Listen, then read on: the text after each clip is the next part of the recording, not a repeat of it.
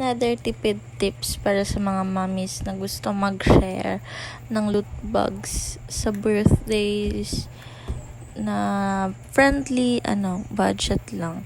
So, pwede mo kana lang inyong ihatag like jelly, butter, coconut, chocolates, lollipop, and then ayan, gi-separate na ako para walay mag-away-away na bata.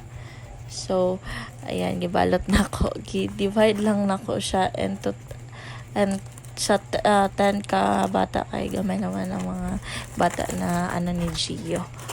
Visitor ana na time. So, yan, gisulod na ko ang itong gi-divide ako na loot bag.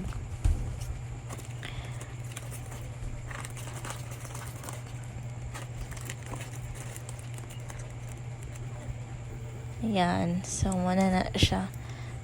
Nauna na ko ang 10 ka loot bags. Safari iyang team. So, para sa mga dagko, nagprint pod ko og ayan, souvenir. Perfume akong souvenir na gihatag sa dagko lang na bisita ni Gio. Ana na time. Kung gusto mong idea na parehaan na natin budget friendly lang mga mima, check niyo yung Facebook ko para sa mga more tips na budget friendly lang. Thank you for watching. Bye-bye! Pa-heart naman kayo dyan and pa-follow.